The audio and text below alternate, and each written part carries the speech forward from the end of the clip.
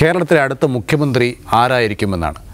ഇപ്പോൾ പ്രേക്ഷകർക്ക് തന്നെ തോന്നുന്നുണ്ടാവും ഇപ്പോൾ അതിനെക്കുറിച്ച് പറയേണ്ട കാര്യം എന്താണെന്ന്. പക്ഷേ കോൺഗ്രസ്സിൽ അതേക്കുറിച്ച് ചിന്തിക്കുന്ന 5 or 6 ആളുകൾ ഇപ്പോഴുമുണ്ട് തലപ്പത്തുള്ളത്.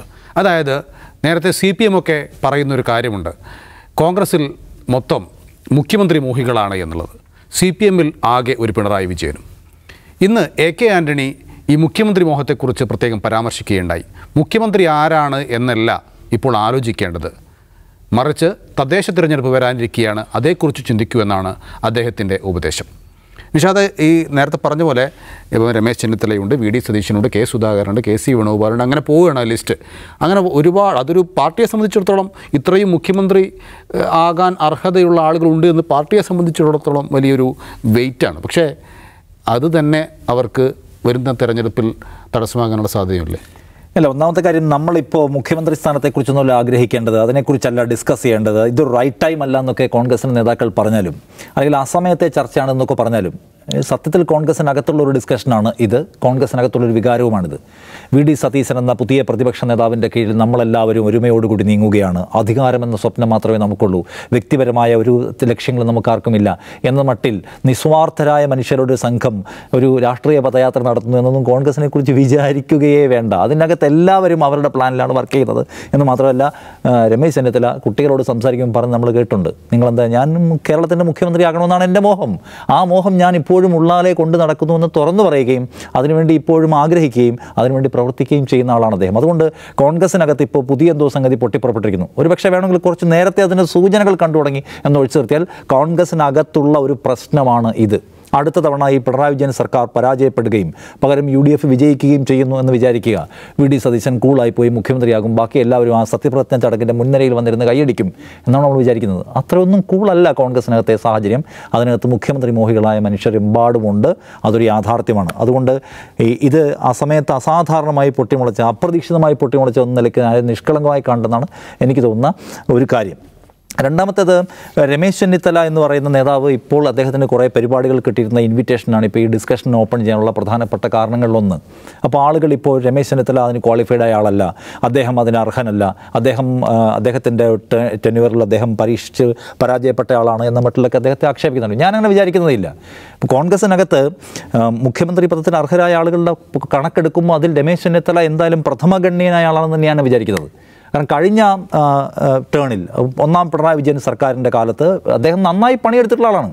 രമേശ് ചെന്നിത്തല അദ്ദേഹത്തിൻ്റെ സ്വന്തം ഇനീഷ്യേറ്റീവിൽ എന്തെല്ലാം വിഷയങ്ങൾ കൊണ്ടുവന്നു. ഒരുപക്ഷെ കേരളത്തിലെ മാധ്യമങ്ങൾ കൊണ്ടുവരുന്നതിനേക്കാളും കൂടുതൽ സർക്കാരിനെതിരായിട്ടുള്ള വിഷയങ്ങൾ ഇനീഷ്യേറ്റ് ചെയ്തത് അദ്ദേഹമാണ്. നിർഭാഗ്യവശാൽ അതിൻ്റെ തുടർച്ച ഉറപ്പാക്കാൻ അദ്ദേഹത്തിന് കഴിഞ്ഞില്ല എന്ന് മാത്രമല്ല, അതിനെ ഒരു സമരരൂപമാക്കി പരിവർത്തിപ്പിക്കുന്ന അദ്ദേഹത്തിൻ്റെ പാർട്ടിയും അദ്ദേഹത്തിനൊപ്പം നിൽക്കാതിരിക്കുകയോ അവർ പ്രവർത്തിക്കാതിരിക്കുകയോ ചെയ്തു. ഒന്നാമത് കണ്ട കാര്യം ഇതാണ്, അല്ലാതെ അദ്ദേഹം വർക്ക് ചെയ്യാത്ത ഒരു പ്രതിപക്ഷ നേതാവല്ല. രണ്ടാമത്തെ കാര്യം, കഴിഞ്ഞ സർക്കാരിനും ഈ സർക്കാരിനും തമ്മിൽ വ്യത്യാസങ്ങളുണ്ട്. കഴിഞ്ഞ സർക്കാരിൻ്റെ പെർഫോമൻസും ഈ സർക്കാരിൻ്റെ പെർഫോമൻസിനെയും ജനങ്ങൾ രണ്ടായിട്ടാണ് കാണുന്നത്. കഴിഞ്ഞ സർക്കാരിന് ഇത്രയും ക്രൈസിസ് ഉണ്ടായിരുന്നില്ല, സാമ്പത്തികമായ പ്രതിസന്ധികൾ ഉണ്ടായിരുന്നില്ല, സർക്കാരിനെതിരെ ഇത്രയധികം ഗുരുതരമായ ആരോപണങ്ങൾ ഉണ്ടായിരുന്നില്ല എന്ന് മാത്രമല്ല, നാം എല്ലാവരെയും ഒരുമിച്ച് ചേർത്ത് നിർത്താൻ കഴിയുന്ന സാമൂഹികമായ കാരണങ്ങളും അതിൻ്റെ മുന്നിൽ നിൽക്കാൻ ഒരു സർക്കാരും ഒരു അന്തരീക്ഷം അന്നുണ്ടായിരുന്നു. നമ്മൾ കോവിഡിനെ അഭിമുഖീകരിച്ചു, നമ്മുടെ പ്രളയത്തെ അഭിമുഖീകരിച്ചു, അതിന് മുമ്പിൽ സർക്കാരുണ്ടായിരുന്നു, നാം ഒരുമിച്ച് നിൽക്കുകയായിരുന്നു. സർക്കാരിൻ്റെ പെർഫോമൻസും നല്ലതായിരുന്നു, നല്ല ക്യാബിനറ്റിലെ എല്ലാവരെയും കുറിച്ച് എല്ലാവർക്കും നല്ല മതിപ്പായിരുന്നു. അത്തരമൊരു സാഹചര്യത്തിൽ പൊതുവേ ഇതാ പിണറായി വിജയൻ സർക്കാർ ഒരു നവീകരണ ആശയവുമായി വന്ന് എന്തൊക്കെയോ പുതു നടപ്പിലാക്കുന്നു എന്നൊരു ഫീൽ അവരുണ്ടാക്കിക്കൊണ്ടിരിക്കുന്നതിനിടയ്ക്കാണ് രമേശ് ചെന്നിത്തല ഫൈറ്റ് ചെയ്യുന്നത് എന്നോർക്കണം. ഇന്ന് VD സതീശന് കൂടുതൽ സ്ക്രീൻ സ്പേസ് കിട്ടുകയും അദ്ദേഹം കൂടുതൽ വിസിബിൾ ആവുകയും ചെയ്യുന്നതിന് ഒരു റീസൺ എന്താണ്? ഈ സർക്കാർ നല്ല നിലയ്ക്ക് അൺപോപ്പുലർ ആയിട്ടുണ്ടെന്നൊരു യാഥാർത്ഥ്യമാണ്. ഈ സർക്കാരിന് അവർ നേരത്തെ പറഞ്ഞ വെൽഫെയർ സ്കീമുകൾ പൂർണ്ണതോതിൽ നടപ്പിലാക്കാൻ കഴിയുന്നില്ല.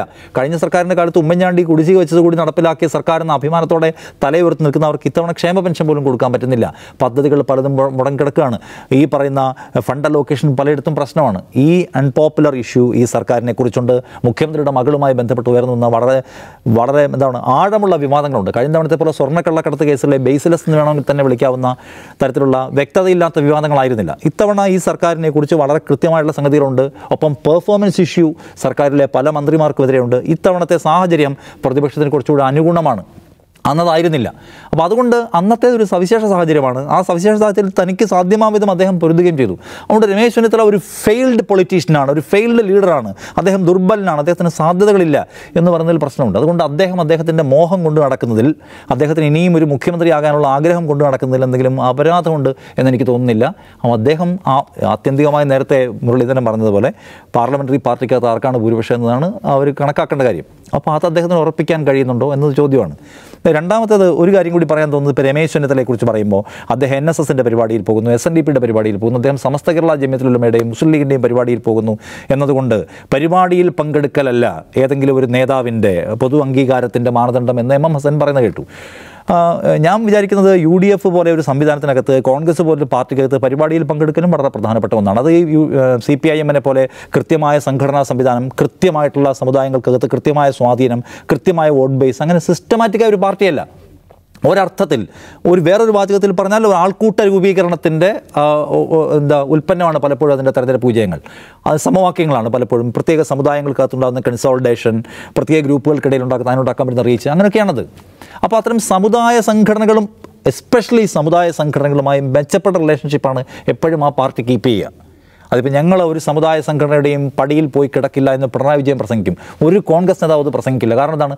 സമുദായ സംഘടനയോട് എപ്പോഴും ഞങ്ങൾ അടുപ്പത്തിൻ്റെയും പ്രീണനത്തിൻ്റെയും ഒരു നയമാണ് ഞങ്ങൾക്കുള്ളതെന്നാണ് കോൺഗ്രസിൻ്റെ എക്കാലത്തെയും പ്രഖ്യാപന നിലപാട്. സമുദായ സംഘടനയോട് ഞങ്ങൾക്ക് വാശിയൊന്നുമില്ല എന്ന് അവരോടും പ്രസംഗിക്കില്ല. അപ്പോൾ സമുദായ സംഘടനകളുമായിട്ടുള്ള മെച്ചപ്പെട്ട ബന്ധം UDF-ൻ്റെയും കോൺഗ്രസിൻ്റെയും എക്സിസ്റ്റൻസിൽ പ്രധാനമാണെന്നിരിക്കെ സമുദായ സംഘടനകൾക്ക് ഒരു പ്രത്യേക നേതാവ് ഒരു പ്രത്യേക ഘട്ടത്തിൽ കൂടുതൽ സ്വീകാര്യനാവുന്നു എന്ന് വന്നാൽ കോൺഗ്രസിനകത്തെ ഒരു നിർണായകമായ ചലനമാണെന്നാണ് എനിക്ക് അതിനകത്ത് ഇപ്പോൾ പറയാൻ തോന്നുന്ന കമൻറ്റ്. NSS ഒരു പ്രധാന സംഘടനയാണ്. പ്രത്യേകിച്ച് UDF-ഉമായിട്ട് അവരിപ്പോൾ ചേർന്ന് നിൽക്കാൻ ആഗ്രഹിക്കുന്നുണ്ട്. LDF-നോട് അവരൊരു വൈരനിരാധന ബുദ്ധിയിലാണ് ഇപ്പോൾ ഉള്ളത്. അപ്പോൾ LDF-ന് ഏറ്റവും സ്വീകാര്യനായ നേതാവ് ആരാണ്?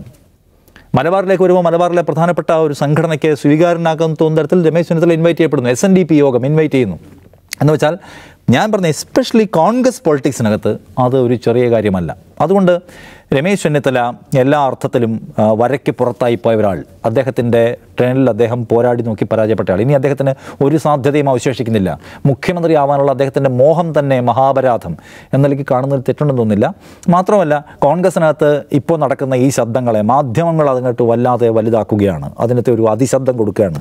സത്യത്തിൽ അങ്ങനെയൊന്നുമില്ല എന്ന് പറയുന്നതിൽ ഒരർത്ഥവുമില്ല. കോൺഗ്രസിനകത്ത് കൃത്യമായിട്ടുള്ള ഡിവൈഡഡ് ആയിട്ടുള്ള ആശയധാരയാണ്. പുറത്തിപ്പോൾ ശരിയാണ്, അവർക്ക് ഒരുമിച്ച് നിൽക്കാൻ കഴിയുന്ന പലതരത്തിലുള്ള രൂപങ്ങൾ, പല അന്തരീക്ഷമുണ്ട്. അകത്ത് വ്യക്തിപരമായ മോഹം കൊണ്ട് നടക്കുന്ന മനുഷ്യർ, എനിക്ക് മുഖ്യമന്ത്രിയാകാമെന്ന് കരുതിയാൽ, എനിക്കാകാമെന്ന് കരുതിയാൽ, ഇവർ തമ്മിൽ തർക്കമുണ്ടാകുമ്പോൾ സമവായത്തിൻ്റെ ശബ്ദവുമായി വന്നിറങ്ങി ഞാനാകാമെന്ന് വിചാരിക്കുന്ന ആളുകളൊക്കെയും അതിനകത്തുണ്ട്. അതുകൊണ്ട് അത് പുറത്തു വരുന്നു, അത് സ്വാഭാവികമാണ്. ഇതിനു മുൻപ് ഇതിനേക്കാൾ വഷളൻ രീതിയിൽ അത് പുറത്തു വന്നിട്ടുണ്ട്, ഇനിയും ഒരു പക്ഷേ വന്നേക്കാം. അതുകൊണ്ട് കോൺഗ്രസിൻ്റെ ഐക്യത്തെ ഡിസ്റ്റേബ് ചെയ്യുന്നു ഈ മാധ്യമ സംഘം എന്നൊക്കെ ആക്ഷേപിക്കുന്ന ഒരു കഥയുമില്ല. ഇത് ഇൻബിൽട്ടായി കോൺഗ്രസിൻ്റെ കൂടെ ഉള്ളതാണ് ഈ എന്താ പറയുന്നത്, ബഹുശാഖിയായ ശബ്ദങ്ങൾ എന്നാണ് നമ്മൾ കാണേണ്ട കാര്യം. അതുകൊണ്ട് ഇതിനകത്ത് അസ്വസ്ഥപ്പെടേണ്ട കാര്യമില്ല. ഓരോരുത്തരും പ്രൂവ് ചെയ്യട്ടെ, അകത്തും പുറത്തും. മനസ്സിലായി. ഇതിലിപ്പോൾ ഒരു ക്രിക്കറ്റ് കളിയിൽ എല്ലാവരും സെഞ്ചുറി അടിക്കാൻ ആഗ്രഹിക്കുന്നതിൽ തെറ്റില്ല, മാൻ ഓഫ് ദ മാച്ച് ആകാൻ ആഗ്രഹിക്കുന്നത് തെറ്റില്ല. പക്ഷേ കളിക്കുന്നതിനിടയിൽ നോൺ സ്ട്രൈക്കർ റണ്ണൗട്ട് ആക്കാൻ ശ്രമിക്കുന്നത് ശരിയല്ലല്ലോ. എനിക്ക് ഈ ക്രിക്കറ്റിൻ്റെ ഇത്രയും സാങ്കേതികത്വം അറിയില്ല. എങ്കിലും ഇപ്പോൾ നൗഫൽ പറയുന്നത് എടുത്തുകൊണ്ട് തന്നെ ആലോചിച്ചാൽ, ഇപ്പോൾ ആൻ്റണി വന്ന് സംസാരിക്കുകയാണ്, ഒരു മുന്നറിയിപ്പ് നൽകുകയാണ്. പക്ഷേ ആൻ്റണി ചില ഉത്തരവാദിത്തങ്ങൾ നിർവഹിച്ചിട്ടുണ്ടോ എന്നതും കൂടെ പരിശോധിക്കേണ്ടതുണ്ട്. ഈ കോൺഗ്രസ് എന്ന് പറയുന്നത് ഒരു സോഷ്യൽ കോയലിഷനാണ്. ഒരു രാഷ്ട്രീയ പാർട്ടി എന്ന രൂപത്തിലേക്ക് അത് എത്തുന്നത് രാഷ്ട്രീയമായി വളരെ സംഘടനാ ചട്ടക്കൂടോടുകൂടി പ്രവർത്തിച്ചുകൊണ്ടല്ല, വിവിധ സാമൂഹിക വിഭാഗങ്ങളെ ഉൾക്കൊള്ളാനുള്ള അതിൻ്റെ ശേഷിയാണ് അതിനെ നിലനിർത്തുന്നത്. അപ്പോൾ ഈ സോഷ്യൽ കോയലിഷനകത്ത് കോൺഗ്രസ് ഇത്രയും ഫ്ലെക്സിബിൾ ആയിരിക്കുന്നത് കൊണ്ടാണ് സമുദായങ്ങളുടെ താല്പര്യങ്ങൾ സംരക്ഷിക്കുന്ന രാഷ്ട്രീയ പാർട്ടികൾക്ക് ഉറച്ച ഘടകകക്ഷികളായി നിൽക്കാൻ കഴിയുന്നതും. അതുകൊണ്ടാണ് UDF-ൻ്റെ ആ കെട്ടുറപ്പെന്ന് പറയുന്നത് ആ സ്വഭാവത്തിലായിരിക്കുന്നതും. ഒരു സോഷ്യൽ കോയലിഷനായി കോൺഗ്രസ് നിൽക്കുന്നു, അതുമായി ചേർന്ന് വരുന്ന എലമെൻസിനെ തന്നെ അത് ഉൾക്കൊള്ളുന്നു, ബാഹ്യവുമായാലും ആന്തരികമായിട്ടായാലും. അപ്പോൾ ഇനി കോൺഗ്രസ്സിന് അപ്പോൾ ചില വിട്ടുവീഴ്ചകൾ ചെയ്യേണ്ടി വരുന്നുണ്ടാകും. കാരണം ഇപ്പോൾ മുസ്ലിങ്ങളെ പ്രതിനിധീകരിക്കുന്ന ഒരു പാർട്ടി അതിൻ്റെ ഘടകകക്ഷിയായിട്ട് വരുമ്പോൾ കോൺഗ്രസ്സിനകത്തുള്ള മുസ്ലിം നേതാക്കന്മാർക്കൊരു പക്ഷേ പ്രാതിനിധ്യം കുറയുന്നുണ്ടാകാം. അതുപോലെ തന്നെ ക്രിസ്ത്യൻ വിഭാഗങ്ങളെ പ്രതിനിധീകരിക്കുന്ന കേരള കോൺഗ്രസ് കൂടെ നിൽക്കുമ്പോൾ ഇതിനകത്തുള്ള ക്രിസ്ത്യാനികൾ ആയിട്ടുള്ള നേതാക്കന്മാരുടെ ഭാവി സാധ്യതകൾ പരിമിതപ്പെടാറുണ്ട്. ഇങ്ങനെയൊക്കെയുണ്ട്. മാത്രമല്ല മലബാറിൽ കോൺഗ്രസിന് വിട്ടുവീഴ്ച ചെയ്യേണ്ടി വരുന്നു, മധ്യ തിരുവിതാംകൂറിൽ കോൺഗ്രസിന് വിട്ടുവീഴ്ച ചെയ്യേണ്ടി വരുന്നു, അല്ലേ? ഉമ്മൻചാണ്ടിയുടെ ഒരു തട്ടകമായ സ്ഥലത്ത് പോലും അദ്ദേഹത്തിന് എത്രമാത്രം വിട്ടുവീഴ്ചകൾ ചെയ്യേണ്ടി വന്നിട്ടുണ്ട്. കോൺഗ്രസിൻ്റെ എപ്പോഴുമുള്ളൊരു പ്രശ്നമായിരുന്നു അത്. ഞങ്ങളുടെ നേതാക്കന്മാർക്ക് ഈ പറഞ്ഞ നിയമസഭാ പ്രാതിനിധ്യത്തിന് അടക്കമുള്ള തടസ്സങ്ങളുണ്ട് എന്നത്. മാത്രമല്ല ഈ CK ഗോവിന്ദൻ നായർക്ക് ഏറ്റവും ശക്തമായി പറഞ്ഞിട്ടുള്ളത് മലബാറിൽ കോൺഗ്രസ് അതിൻ്റെ പ്രാമാണികത നിലനിർത്തണം, ലീഗിന് കീഴ്പ്പെടരുത് ഒക്കെയാണ്. അപ്പോൾ കലഹിച്ചും ഉൾക്കൊണ്ടുമുള്ള ഒരു പ്രത്യേക ചേരുവയാണ് കോൺഗ്രസ് ആയാലും UDF ആയാലും. ഇതിൻ്റെ ഒരു ആർക്കിടെക്റ്റ് എന്ന് പറയുന്നത് നിശ്ചയമായും K. കരുണാകരനാണ്. ഇതിനെ ഒരു സോഷ്യൽ കോയലീഷനായി നിലനിർത്തുന്നതിനകത്തുള്ളൊരു ശില്പി എന്ന് പറയുന്നത് K. കരുണാകരനാണ്. K. കരുണാകരൻ ഉണ്ടാക്കിയ ആ സ്വഭാവത്തെ പിൻപറ്റുകയാണ് ആൻ്റണി ആയാലും ഉമ്മൻചാണ്ടി ആയാലും ഒക്കെ ചെയ്തിട്ടുള്ളത്. പക്ഷേ അതിൽ ലീഡറെ മൈനസ് ചെയ്യുമ്പോൾ ചോർന്നു പോയ കുറേ ഘടകങ്ങളുണ്ട്. എല്ലാ വിഭാഗങ്ങളെയും ഉൾക്കൊള്ളുന്ന ഒരു സോഷ്യൽ കോയലീഷനിലൂടെയാണ് ഈ ഘടന കരുണാകരൻ ഉണ്ടാക്കിയത് എങ്കിൽ ആൻ്റണിയും ഉമ്മൻചാണ്ടിയും വന്നപ്പോൾ അങ്ങനെ നിലനിർത്താൻ അവർക്ക് കഴിയാതെ പോയിട്ടുണ്ട്. അങ്ങനെ നിലനിർത്താൻ അവർക്ക് കഴിയാതെ പോയത് 2 സന്ദർഭങ്ങൾ ഉദാഹരിച്ചുകൊണ്ട് വ്യക്തമാക്കാം. ഒന്ന്, ആൻ്റണി ഒരു ഘട്ടത്തിൽ പറയുകയാണ് കേരളത്തിൽ സംഘടിത ന്യൂനപക്ഷം അവർക്ക് അർഹമായതിനപ്പുറത്തേക്കുള്ള അവകാശങ്ങൾ പിടിച്ചു വാങ്ങാൻ ശ്രമിക്കുന്നു. വലിയ വിവാദമായ പ്രതികരണമായിരുന്നു ആൻ്റണിയുടേത്. ന്യൂനപക്ഷ വിരുദ്ധ പ്രസ്താവന എന്ന പേരിൽ അത് പിന്നീട് രാഷ്ട്രീയമായി ഏറെ ചർച്ച ചെയ്യപ്പെട്ടു. അത് എന്തുകൊണ്ടാണ്? ഇപ്പോൾ K. കരുണാകരൻ ഒരിക്കലും അങ്ങനെ പറഞ്ഞിട്ടില്ല. ഇനി ഉമ്മൻചാണ്ടി അധികാരത്തിലിരിക്കുമ്പോഴാണ് മന്ത്രിസഭാ രൂപീകരണ ഘട്ടത്തിൽ മന്ത്രിസഭയിൽ ആരൊക്കെ ഉണ്ടാകുമെന്ന് ഒരു ഘടകകക്ഷിയുടെ അധ്യക്ഷൻ എന്ന് വെച്ചാൽ ലീഗിൻ്റെ അധ്യക്ഷൻ പ്രഖ്യാപിക്കുമ്പോൾ പറയുകയാണ് ഒരു മന്ത്രി കൂടി ഉണ്ടാകുമെന്ന്.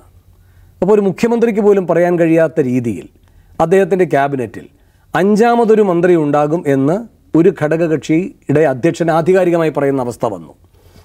അപ്പോൾ ഇതൊന്നും K. കരുണാകരൻ്റെ കാലത്തെ കോൺഗ്രസ്സിലോ K. കരുണാകരൻ ഉണ്ടാക്കിയ UDFലോ നാം കേട്ട് പഴകിയിട്ടുള്ളതല്ല. എന്ന് വെച്ചാൽ ഈ പറയുന്ന മുസ്ലിം ക്രിസ്ത്യൻ വിഭാഗങ്ങളെ പ്രതിനിധീകരിക്കുന്ന രാഷ്ട്രീയ പാർട്ടികൾക്ക് മേൽ ഒരു മേധാശക്തിയോടെ കരുണാകരൻ നിന്നു എന്നല്ല അതിൻ്റെ അർത്ഥം. K. കരുണാകരൻ ഇപ്പോൾ അദ്ദേഹം പ്രതിനിധീകരിക്കുന്നത് ഭൂരിപക്ഷ ഹിന്ദു സമുദായത്തെ ആണെങ്കിൽ അതിനകത്തും കൃത്യമായ ഇടപെടലുകൾ നടത്തിയിട്ടുള്ള ഒരാളാണ്. ഇടയ്ക്ക് ചില വിഭാഗങ്ങളെ ശാക്തീകരിക്കാനുള്ള നീക്കങ്ങൾ നടത്തുന്നു, അതിനുശേഷം അവരെ തന്നെ ദുർബലമാക്കാനുള്ള മറുനീക്കങ്ങൾ നടത്തുന്നു. ഒറ്റ ഉദാഹരണം, SNDPയും NSSും നല്ല പ്രബലരായ കക്ഷികളായിരിക്കുമ്പോൾ ആ വിഭാഗവുമായി ബന്ധപ്പെട്ട രാഷ്ട്രീയ പാർട്ടികൾ ഉണ്ടാക്കുന്നു. കരുണാകരൻ്റെ ബുദ്ധിയിൽ നിന്ന് NDPയും SRPയും മന്ത്രിസഭാ പ്രാതിനിധ്യം ഉൾപ്പെടെ കിട്ടുന്നു. പത്തനംതിട്ട പോലൊരു ജില്ല, ഹിന്ദുക്കൾക്ക് ഭൂരിപക്ഷമുള്ളൊരു മേഖല എന്ന് പറഞ്ഞൊരു ജില്ല രൂപീകരിച്ചു കൊടുക്കുന്നു. പക്ഷേ ഇതിനെയൊക്കെ മറികടക്കും മറ്റൊരു അവസരത്തിൽ K. കരുണാകരൻ. ഇങ്ങനെയുള്ളൊരു രീതിശാസ്ത്രമുണ്ടല്ലോ, അത് K. കരുണാകരന് ശേഷം ഈ പറയുന്ന ആൻ്റണിയിലായാലും ഉമ്മൻചാണ്ടിയിലായാലും നമ്മൾ കണ്ടിട്ടില്ല. അങ്ങനെ വന്നപ്പോൾ കോൺഗ്രസ് കൂടുതൽ ദുർബലമാകുക, ഘടകകക്ഷികളുടെ അധീശത്വത്തിന് വിധേയമായി നിൽക്കുക, അങ്ങനെയുള്ള ഒരുപാട് ആക്ഷേപങ്ങൾ അവർക്ക് കേൾക്കേണ്ടി വന്നു. അത് വലിയ തോതിൽ ഗുണപ്പെട്ടത് സ്വാഭാവികമായും പ്രതിപക്ഷമായിരുന്ന CPMനായിരുന്നുവെങ്കിൽ അതിൻ്റെ പരോക്ഷ ഗുണഭോക്താക്കളായി പിന്നീട് വന്നത് BJPയുമാണ്. ഇപ്പം നാം ഈ കാണുന്ന നെറേറ്റീവ് മുഴുവൻ ഈ ആൻ്റണി ഉമ്മൻചാണ്ടി കാലവുമായി ബന്ധപ്പെട്ട് കോൺഗ്രസിലും UDFലും ഉണ്ടായ ഘടനാപരമായ ഏറ്റിറക്കങ്ങളുടെ ഭാഗം കൂടിയാണ്. ഇനി ഇതിനകത്ത് AK ആൻ്റണിയുടെ ഇന്നത്തെ ഈ പറയുന്ന ഒരു പ്രതികരണത്തെ പറ്റി കൂടെ പറഞ്ഞ് ഞാൻ നിർത്താം. AK ആൻ്റണിയുടെ ഒരു രീതിയുണ്ട്. നിയമസഭാ തെരഞ്ഞെടുപ്പിൻ്റെ ആ ഒരു ഘട്ടം വരുമ്പോൾ AK ആൻ്റണി അങ്ങ് വന്ന് പ്രവചിക്കും, ഇവിടെ ഭരണമാറ്റം വരാൻ പോവുകയാണ്, ശക്തമായി CPMന് എതിർവികാരമുണ്ട്. എന്നിട്ട് ഇദ്ദേഹത്തിൻ്റെ ഒരു റോഡ് ഷോ ഉണ്ട്. ആ റോഡ് ഷോയിലൂടെ അവസാന ഘട്ടത്തിലാണ് തിരുവനന്തപുരത്ത് ആ റോഡ് ഷോയുടെ മുഴുവൻ ജനങ്ങളെയും അങ്ങ് വിശ്വാസത്തിലെടുത്തുകൊണ്ട് അതിൻ്റെ ഒരു പ്രധാനപ്പെട്ട ശില്പിയായി AK ആൻ്റണി മാറുന്നു. പൊട്ടിപ്പാളീസായി പോയി കഴിഞ്ഞ തവണ അല്ലേ? ഈ പറയുന്ന AK ആൻ്റണി എന്താ പറഞ്ഞത്? ഈ തുടർഭരണം ഉണ്ടാകുന്ന പ്രശ്നമേ ഇല്ല. കാരണം എനിക്ക് CPMലെ ആളുകൾ തന്നെ അഭിപ്രായങ്ങൾ എന്നോട് പങ്കുവെച്ചു. എന്താണ്?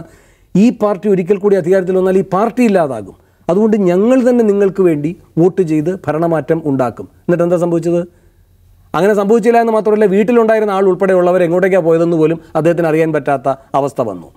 ആ മകൻ മത്സരിക്കുമ്പോൾ ഭാര്യ എന്താണ് പറഞ്ഞത് എന്നത് നമുക്കറിയുന്നതാണ്.